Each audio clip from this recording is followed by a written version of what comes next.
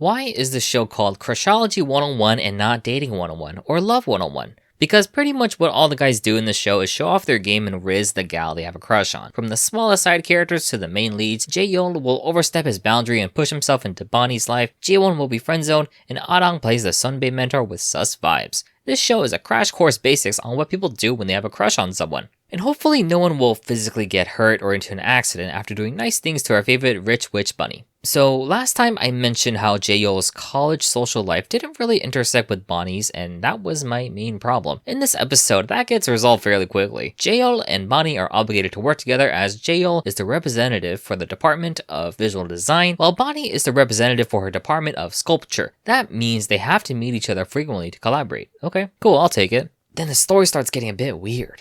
We see Jae-yoon interacting with his mother, who is a serial lover and is often around the arms of another man, and we get a flashback of him in high school where his mother has never changed or something. Honestly, I think it's a little too early to see this out of Jae-yoon. Like, we don't really need to learn why he wants to stop Ah-dang from hanging out with Bani. Like, put it simply, Jae-yoon has a crush on Bani, and that's totally okay, bro. Like, you don't need to validate it with a tragic backstory about how you don't like boys. Like, the girl you like might possibly like some other guy, and what you're doing and what you're feeling is perfectly normal.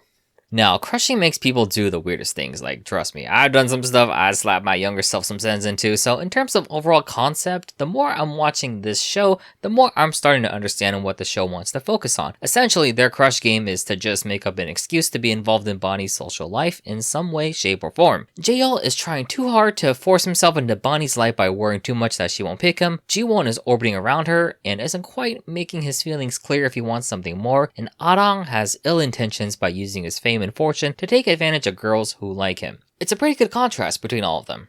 However, the drama still has flaws. Much of the scenes don't transition into each other very well. Like, Bani just randomly has a pajama party with her friends, and the art model randomly gets sick and Bani has to find a replacement, and the storage room door just happens to lock Bani and Jae-yoon together, which the storage room scene is actually pretty freaking hilarious because it's one of the rare situations where a girl in real life would actually be very grateful to you if you manage to bust down a door when she needs to use the restroom. You know, not just saving her life when a serial killer tries to kidnap her. As I said last week, I'm still watching it. Some parts are still funny, some parts are kind of slow. I would like to see more Bani's perspective, because even though I'm pretty sure she's gonna end up with Jae-yoon, right now it just seems like she's being dragged around by all the boys who like her without having any opinion or input from herself. Or, you know, she could be one of those people who love the attention from all the boys and can't make up their mind on which cute boy to choose.